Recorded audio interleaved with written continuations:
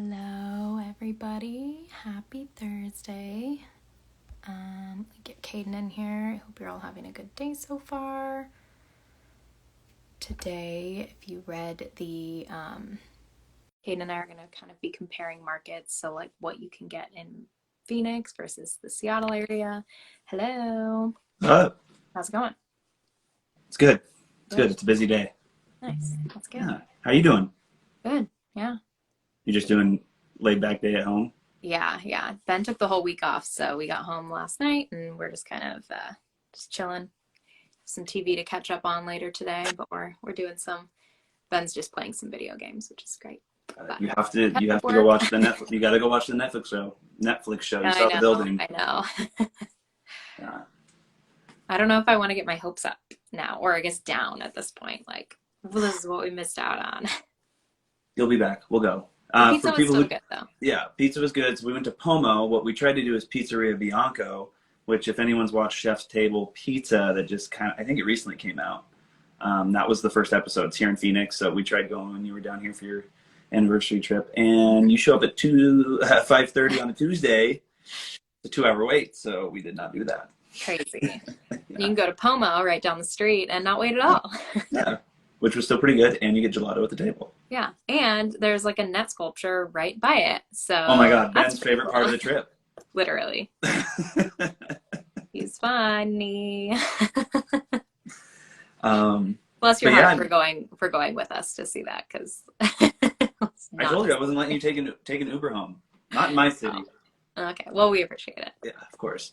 Kind of the reason though for rough idea. We had talked about it prior to you coming down, but like just talking about comparing Seattle, Phoenix, seeing as, I mean, I've moved here, lived in both places, then you've been here a few times, and then also just talking about the market. So like city versus city, and then also just looking at the markets and how they're comparing right now. That would be super helpful as seeing two parts of the country. So why don't you, since you've lived in both, I mean, you haven't lived in Phoenix super long, but having lived in both, kind of, why don't you tell us what your opinions of like the pros and the cons to living in like the Pacific Northwest versus, what do you call Phoenix? The South? The Valley. The Valley. Okay, versus living in the Valley. Yeah, sounds uppity, doesn't it? So yeah, I mean, I lived my whole life in the Northwest, whether it was Oregon or Washington. And then we wanted to move down here for 5 years or whatever now, and we finally did it. And I would just say that the takeaway is it's almost like stability versus there's mood swings that come with the Northwest. So like the reason we moved down here is like we knew we were different people in the sun. So that's why we like being here. We like being here now. Because and I've told many people this. Summer would have been more fun in Seattle because it was a monsoon here. It also can be like 105 and be super humid. But I also know like I'm going to get the sun. You have literally the best place to be in the summer in the Northwest, hands down. It's beautiful. But it comes with the slight seasonal depression. Sad. It's actually a thing. SAD. SADD. What, seasonal affective disorder? Depression disorder, I think. There's 2 Ds. I don't know exactly. Okay. But yeah, I mean, so when we came down in March, we could just tell immediately. I was here 3 times between March and when we moved. So when I came down for the 4th time when we moved, I noticed every time I went back, my mood was different. Like I just wanted to stay inside. Where here, I feel like I have to get outside and I have to go do things. Yeah. Which isn't good because I have sometimes crippling anxiety and ADHD. So it makes me just go like I have to go do all of the things. But it's just like you get the best possible thing of summer in the Northwest, but then it also comes with the volatility of like kind of depression.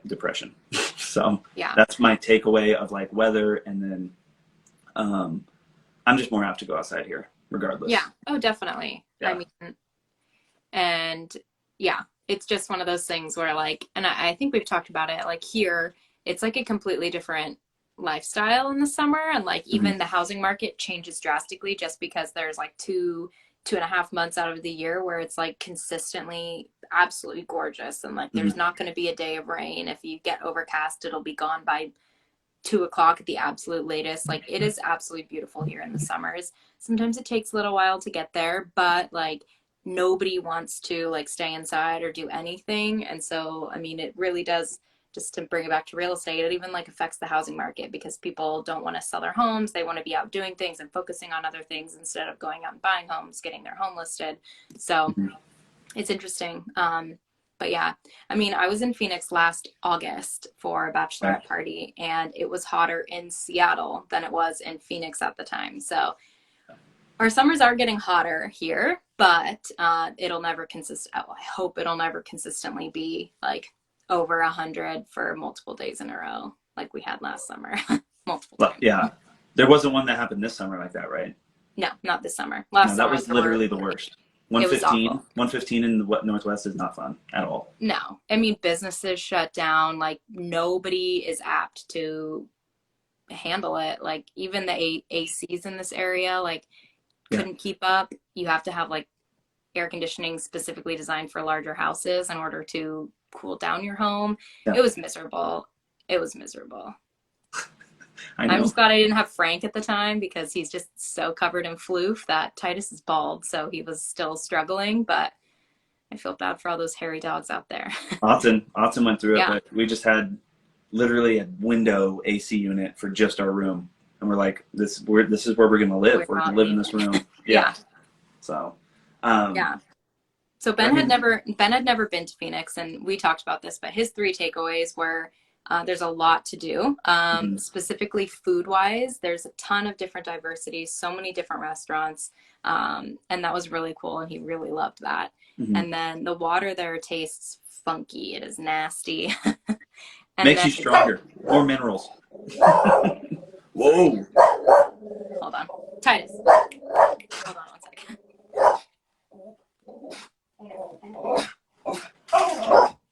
Yeah, it's called hard water. It's definitely caught me off guard. We have to have like every house has to have a Jesus. Every house has to have a water filter. I was just trying to kill the time.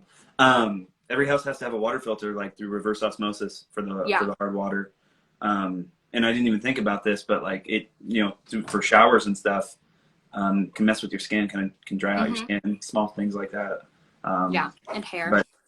And hair. But yeah, it definitely. I did say that when we went back last week to the Seattle area. Immediately, the water, you're just like, oh, this is a real mess. Yeah. Yeah. So I've just gotten used to like lukewarm water. And and mineral-y water. Yeah, we got home and Ben drank like a gallon of water because he just like didn't feel like he could drink at all. And it's hard because it's like you need to drink in Arizona to stay hydrated because you're like constantly sweating. So yeah. He said 3 takeaways? What was the third one, right? Or was there not? Was there the restaurants? It's always hot. Oh, yeah. Yeah. Oh, well, I mean, it's 97 right now, but that's under 100. That's a good day. It wasn't that bad. And like, I don't know, because I think we told you this too, but what we were told was the way that you can spot like someone who doesn't live there is they'll be wearing like shorts and a t-shirt no matter the weather. And people who live there are always wearing like sweaters or pants. And it's like, but at the same time, like the likelihood of you spending a full day outside is slim to none, right? You're going from your house to your car to work, from work to your house. So it's like, we wear pants because we go sit in air conditioned rooms, even if it's 100 degrees out sometimes. So yeah. And it just dictates like, what do you do for work? I mean, if you're in construction, you're going to notice a difference, but if you're in the office, you won't. You may notice it if you're driving and something happens with your car. Like, that's when you'll notice it. But for the most part, I mean, I didn't have to endure a horrible summer. It was mainly rainy and stayed under 110. So I didn't endure. I had one day it was 117. And even that I was surprised that it wasn't that bad. But it's so hot you don't notice you're sweating. It's a weird thing to say, but it's true. Huh. Interesting. Yeah. You said you'd never move. I don't. Well, I maybe would move, but not to Phoenix. I would go somewhere else that has more mild temperatures. And if anything, I would want a harsher winter. So Colorado. Colorado, East Coast. Colorado's more sun than the Northwest, while also still in the same kind of atmosphere. Yeah, I need greenery. I've been surprised. Yeah, I don't need it. I'm a big. I want to see around me. I told you that. Yeah. As for real estate, we can kind of talk on. I mean, you just alluded to it. I mean, Seattle I'm sure was a little slower. We're in a slower market anyway, but I'm sure was slower through the summer as people are trying to enjoy their summers. I even noticed that. I feel like down here, obviously I still have my license up there and Oregon, but it was slower. I think people were just like, let me enjoy my summer. Real estate's been crazy. But I could attest, what I'm saying is I can attest to that. I think that's what a lot of people did was like, let's just go enjoy the sun in the summer and stop worrying about houses aren't going anywhere, but we'll figure it out when the time comes. Yeah. I've been told the best time to buy a house in Washington is January and September because nobody's doing anything in September. And then a lot of people back off of buying homes in the holiday season. And so getting a home in January, people are just getting back into the groove of like, okay, we're done with the holidays, family time's over, let's get back on track. So, and I think you and I worked together on a deal last December when we were able to get, somebody into a house in the height, of one of the crazy sellers markets for under list price. And so I think it attests to it's a great time to buy a house if you're looking in the holidays. That's what I mean. It's different for people with families, but if you're a first-time home buyer, that is what you should be targeting. You should be targeting end of the year holidays because you have to go against the grain. You have to do what other people aren't willing to do, and then go look for a home when there's holidays going on. But I've seen it. Like we worked on that one together. If I remember correctly, no competition. There was, and it was one of those ones that had been on the market for like just over a month, and we submitted an offer, and somebody else submitted an offer at the same time, but the other offer was contingent. So, but it was higher. I mean, you never know until you take your shot. So yeah. And a lot of times that happens too. Is like it's been on the market for a while, and then other people are like, "Oh, it doesn't get any interest. Like, let's just go see it." And then you get multiple offers, and it's hard to believe, but it does happen more often than you'd think. So, and still happens right now. You're like, okay, it's been sitting on the market for 45, 60 days. You're like, oh, we're good. And then some random offer comes in. You're like, why? Yeah. You just were waiting in the wings just to see if anyone was going to throw it in. It's weird. Exactly. I don't know what's that mindset, but maybe FOMO. What are you noticing now out of the summer up there? It's still pretty slow. I think a lot of people are still a little bit nervous, and with interest rates where they are, I think it's kind of stalled a little bit. I've talked to some people who are like, you know what, it is what it is. Like, we're just ready and excited to buy a home. And I've talked to others who are like, it's not worth it. But I think it's important to remember that, yes, interest rates are high, but renting will always be 100%. You'll never see any return on any of those funds. So it's all about perspective. And again, we talk about this all the time, but what are your goals? And so, we're still seeing days on market. It's much higher than it was. Inventory is much higher than it was. We're still in seller's market technically, but it does feel a little bit more balanced. And I think a lot of people feel like it is a really great time still to sell a house and buy a house because you're right in that zone where it's like sellers are still getting things. If it's priced well, presented well, you can still get multiple offers and you can still be off the market within a week. But you have to listen to your agent and do things that maybe feel a little bit uncomfortable. And then as a buyer, like there are some people who are still overpricing. And we are starting to see, and we've been seeing this where it's, stabilizing a little bit. So those people who are reaching for the stars with their pricing, you're not going to see that anymore. And so some people are still hoping for those numbers, and it's just at some point it's going to need to come back to reality and balance out a little bit with the interest rates.